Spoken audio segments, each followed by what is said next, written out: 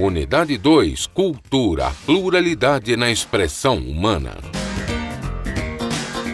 Aula 11.1. Conteúdo: literatura, o barroco no Brasil.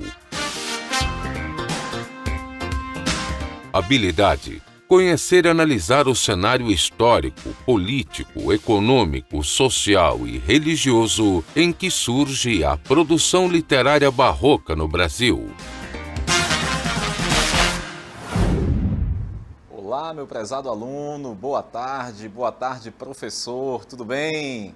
Estamos aqui ao vivo para mais uma aula neste Amazonas lindo e eu quero conversar com você mais um pouco sobre o barroco. Mas antes disso, vamos recordar o que vimos na última aula.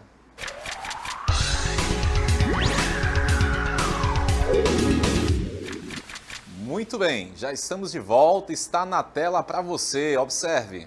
Funções da linguagem. Trabalhamos isso na nossa última aula, funções da linguagem. Nós temos a função fática, referencial, conativa, poética, emotiva e metalinguística. Então vejamos como é que isso acontece. Observe aqui. Função fática. Experimenta o canal. Toda vez que você dá um bom dia ou você diz alô, você está testando o canal de comunicação para ver se alguém te corresponde. É aquele cumprimento, é o alô do telefonema, é um oi, um bom dia. Isso é função fática. Toda vez que eu faço isso, um professor numa sala de aula diz: e aí, turma, todos entenderam? Isso é função fática também, está testando o canal. Função referencial, considera o contexto. O mais importante é que o objetivo principal é informar. Tudo bem? Informar denotativamente. Isso é muito comum, essa função é muito comum em textos de jornais, revistas, livros didáticos, redações dissertativas e assim por diante.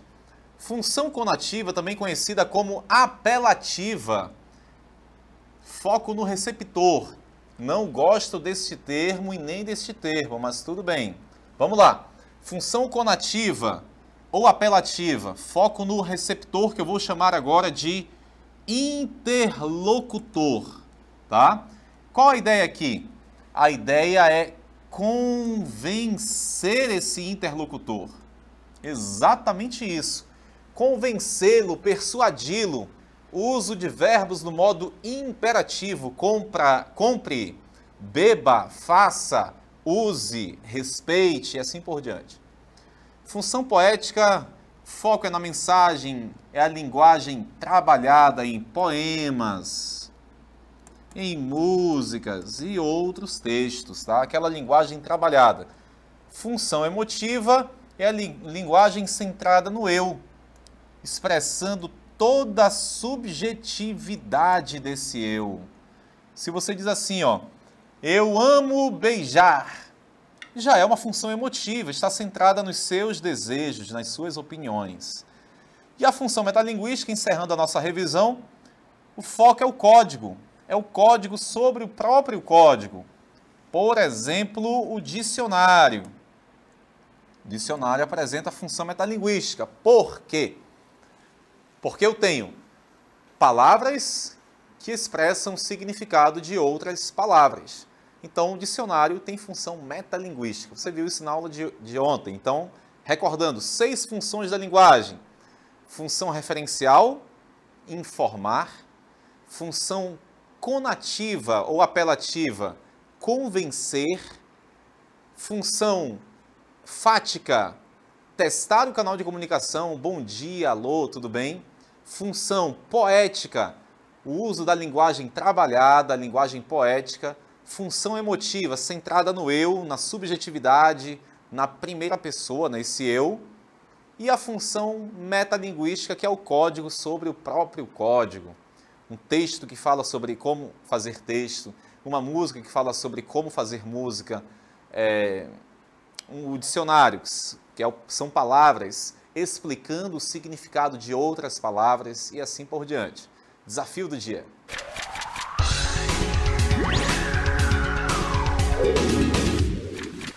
Ofendi-vos, meu Deus, bem é verdade, meu Deus, que hei delinquido. Delinquido vos tenho e ofendido vos tem minha maldade. Pode avançar? O texto se constrói com uma confissão. O eu poético se dirige diretamente a Deus. E aí nós queremos que você identifique os trechos em que o eu poético, o eu lírico, reconhece que tem pecado, manifesta seu arrependimento, pede a Deus a salvação. Pronto!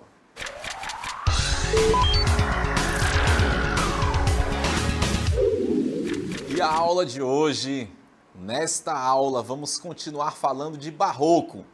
Só que agora a ênfase é o barroco no Brasil. Trabalhamos o barroco em Portugal, todo aquele conflito, todo aquele paradoxo. E eu quero ver com você como é que se deu esse barroco aqui no Brasil. O que é que estava acontecendo, o que é que foi produzido, quais os efeitos de sentido que esses textos tiveram aí na sociedade. Tudo bem? Está na tela para você então o contexto. Período aí do Brasil colônia, que você já estudou bastante nas aulas de história, economia agroexportadora, exatamente, o Brasil já estava aí com esse leve potencial. Principais centros urbanos estavam localizados no Nordeste açucareiro. Grave bem essa palavra aí, tá? Açucareiro, não para nossa aula de literatura, mas para o contexto histórico. Onde você for ler, em qualquer livro, texto que for olhar sobre o contexto histórico do barroco no Brasil, você vai ler que era um período de fazendas com esse plantio, tá? Açucareiro aí. É isso que estava acontecendo, tá? A cana-de-açúcar muito forte nesse período. Salvador era a capital do Brasil. Pera aí, vem comigo aqui agora. Salvador.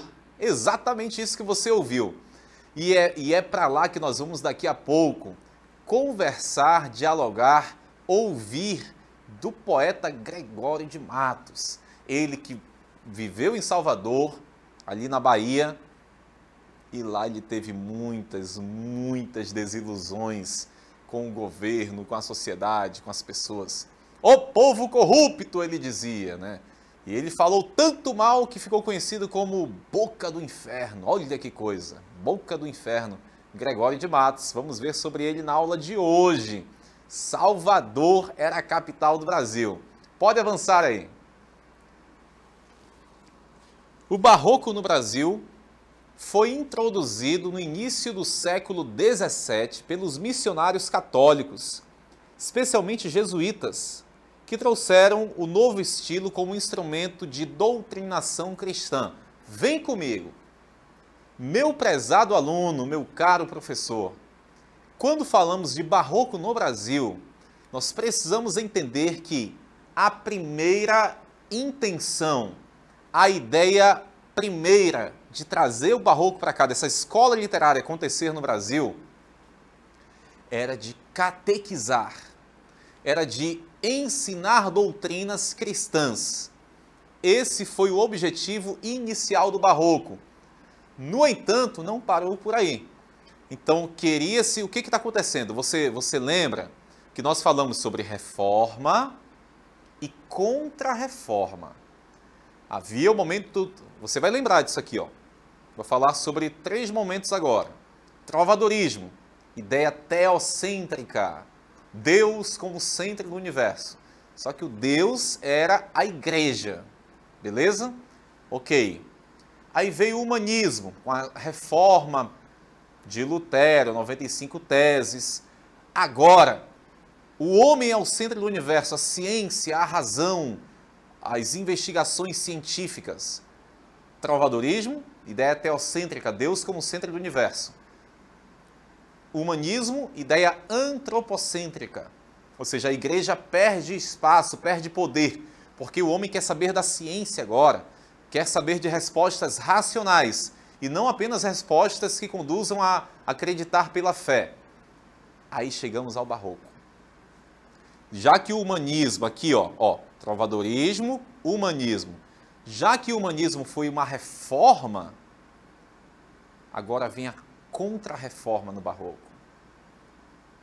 Ou seja, já que a igreja perdeu espaço na época do humanismo, aí ó, ela vai lá, lança a corda e puxa novamente o homem. Vem pra cá, homem, para onde você estava indo.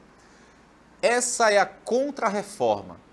Ou seja, a ideia de trazer novamente o homem para perto de si. Só que, homem, ideia teocêntrica. Homem antropocêntrico, como centro do universo. Agora, homem dividido. Pode colocar na tela. É isso que está acontecendo no barroco no Brasil. É exatamente isso. Era Deus, virou homem, agora está no meio. É isso, homem dividido, paradoxal. O homem que não se compreendia bem, o seu interior estava dilacerado. Que homem barroco é esse? E agora eu vou dizer uma coisa olhando nos seus olhos. Olhando nos seus olhos. Será que eu e você não somos barrocos atuais? Divididos, sem saber o que somos, em cima do muro, sem um posicionamento entre A e B, fica divagando, fica em devaneios, fica claudicando. Quem é você hoje? Pode colocar na tela aí. Antropocentrismo versus teocentrismo. É isso que está acontecendo no barroco. Arte da contradição entre o bem e o mal. É isso que está acontecendo. Quem sou eu? Se perguntava o homem barroco. Onde estou? Por que estou aqui? Questionamentos existenciais. Briga contra o ego, briga contra o eu. Cultismo e conceptismo acontecendo. O que é isso? Cultismo, rebuscamento de palavras, as palavras cultas, jogo de palavras. E o conceptismo, o jogo de ideias. Complexas? Não. Compreensíveis, boas de entendimento, muito utilizadas nos sermões do Padre Antônio Vieira, sermão da 60ª, sermão do bom ladrão. Nos seus sermões ele fazia o jogo de ideias, o conceptismo, e ele ficou conhecido como o pai do conceptismo. Quem mais sabia fazer o jogo de ideias, historicamente, literariamente falando. É isso aí, alunos. Recordamos algumas características aí. E aí vamos agora avançando no nosso estudo para falar sobre o marco inicial. Já que a ideia estava centrada em questões jesuíticas, catequização aqui no Brasil, o que teve início aí? Qual foi o marco inicial? O que foi produzido primeiro? Está na tela.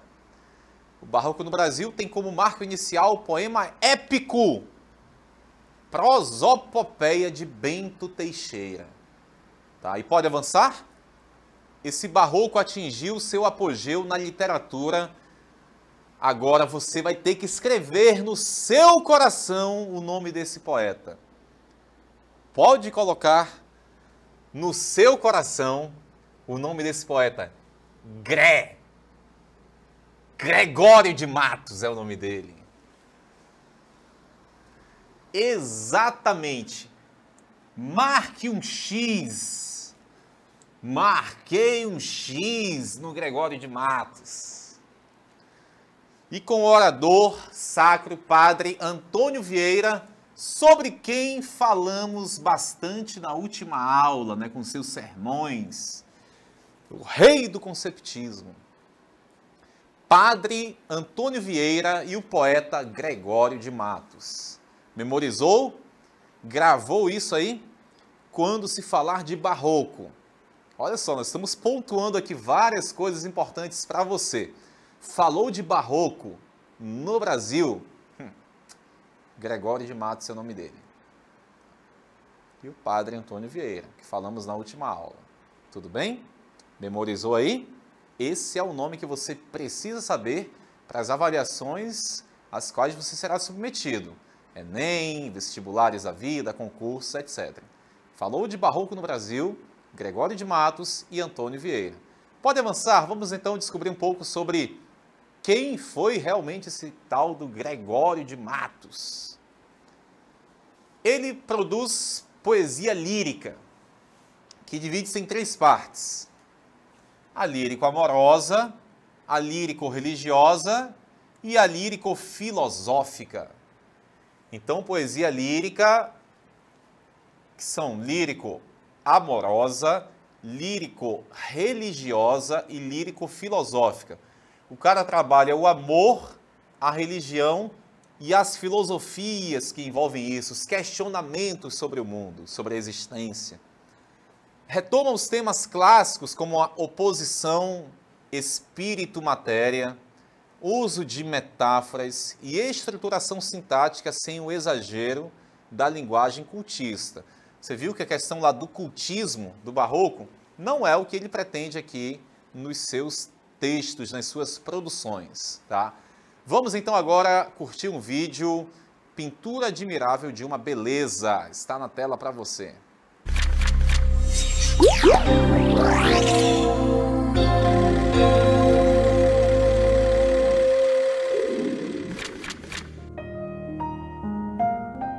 Vês esse sol de luzes coroado, em pérolas a aurora convertida?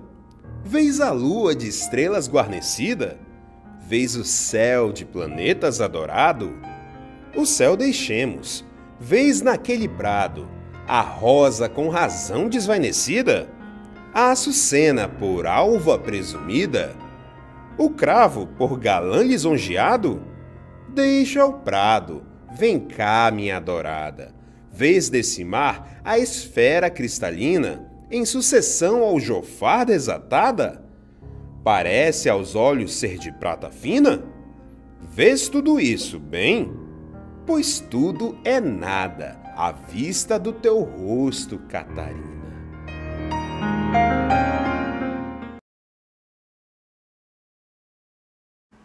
Muito bem, então você já começou a ter contato com a produção poética do Barroco no Brasil.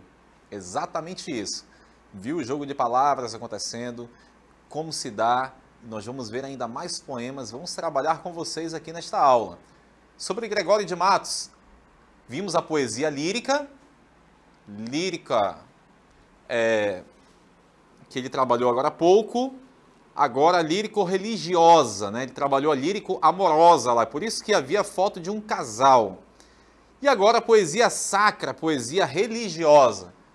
O que sobressai na poesia sacra de Gregório de Matos é o senso do erro cometido, senso do erro, ou seja, a noção de que pecou. A noção de que pecou. Tem muita gente que peca, mas não tem noção. E tem outros que pecam sabendo. E gosta. O povo aqui era o povo dividido. Era a turma que já foi do lado de lá, agora está do lado de cá, mas não sabe bem como é que se faz. E fica aquela coisa paradoxal, ou seja, aquela coisa complicada de decidir. E acaba ficando com sentimento de culpa. Fala sobre a fragilidade humana, o temor diante da morte e da condenação eterna. Ainda que morra, viverá. Mas aqui há esses questionamentos. Quem sou eu? O que eu posso fazer religiosamente, limitado, comete erros, comete pecados e fica exaustivamente se culpando? E aí nós utilizamos aquele termo carpe diem, que significa cantar o dia, aproveitar o dia, curtir o agora, o hoje. Só que é um carpe diem com sentimento de culpa. Aproveita o momento, ele dá vontade de fazer a coisa, faz. só que depois se arrepende, mas já fez, já fez. Esse é o homem barroco. O que tem que fazer? Pedir perdão, voltar a Cristo, a cruz. É isso que acontece na poesia. Está na tela para você. Buscando a Cristo.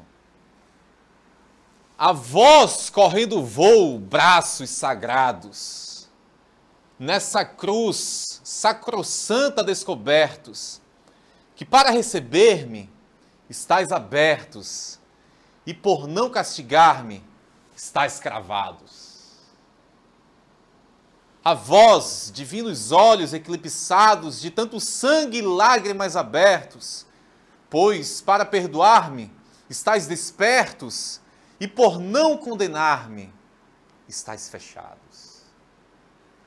A vós, pregados pés por não deixar-me, a vós, sangue vertido para ungir-me, a vós, cabeça baixa para chamar-me, a vós, lado patente, quero unir-me, a vós, cravos preciosos, quero atar-me, para ficar unido, atado e firme.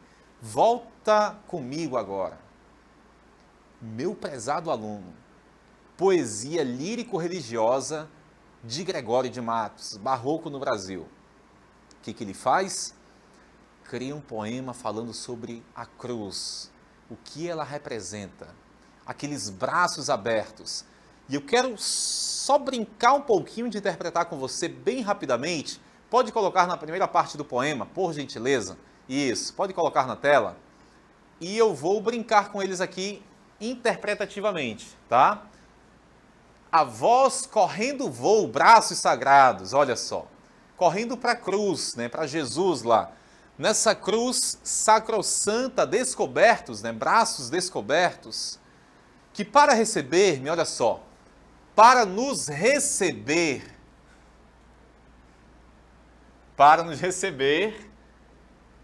esses braços estão abertos. E na hora de nos castigar, eles não fazem questão de estarem abertos, eles estão cravados, ou seja, o preço foi pago ali, há perdão para o castigo. Olha que coisa bonita que é esse poema. A vós, divinos olhos eclipsados. Eu não vou dizer o que significa eclipsados, você vai pesquisar o que é isso. De tanto sangue e lágrimas abertos. E agora vem, olha que parte linda. Pois para perdoar-me, olha só, para nos perdoar, os olhos estão despertos, estão atentos. E na hora de condenar, esses olhos estão fechados. Veja aqui a ideia do amor e da compaixão acontecendo. Isso aqui eu estou interpretando com vocês de forma bem incipiente, bem rápida, só para nós contemplarmos os efeitos possíveis que o poema tem e o trabalho formal que se tem neles. Olha só, os braços para receber os pecadores ficam abertos. Na hora de castigar esses pecadores, os braços lembram que estão cravados. Ou seja, o preço está sendo pago, foi pago. Os olhos, na hora de perdoar alguém que errou, que pecou, estão despertos.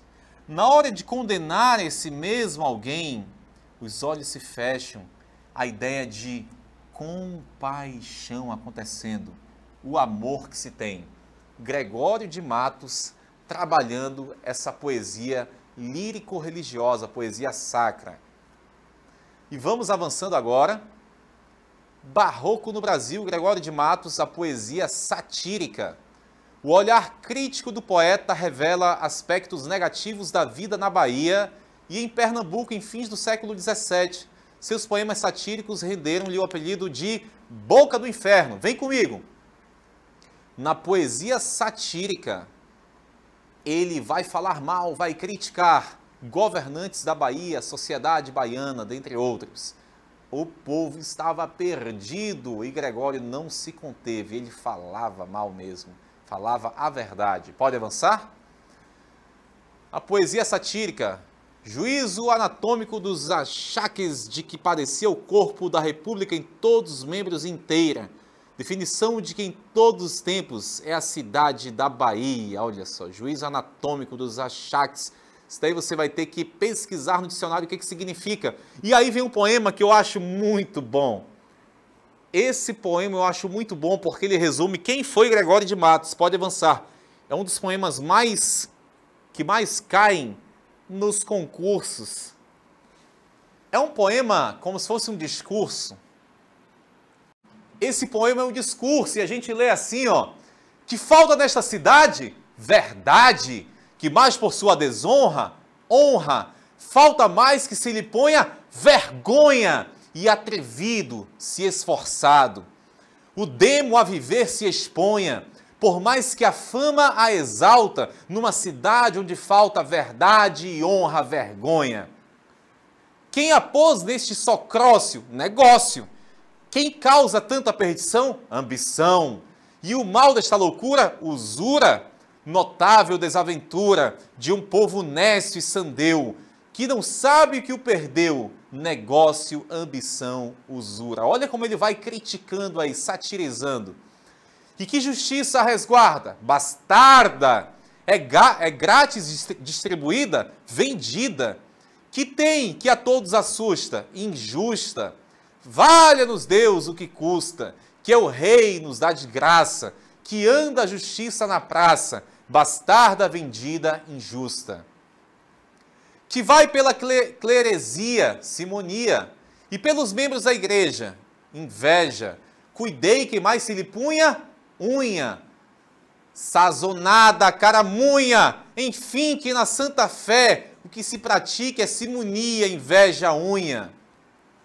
E nos frades, há manqueiras, freiras, em que ocupam serões, sermões, não se ocupam em disputas, putas, com palavras dissolutas, me concluis na verdade, que as lidas todas de um frade são freiras, sermões e pu. O açúcar já se acabou, baixou, e o dinheiro se extinguiu, subiu, logo já convalesceu, morreu. A Bahia aconteceu, o que a um doente acontece, cai na cama, o mal lhe cresce, baixou, subiu e morreu. A Câmara não acode? Não pode, pois não tem todo o poder? Não quer. É que o governo a convence? Não vence. Quem haverá que tal pense, que uma Câmara tão nobre, por ver-se mísera e pobre, não pode, não quer, não vence. Aí está um poema satírico de Gregório de Matos. A sua aula continua no próximo vídeo.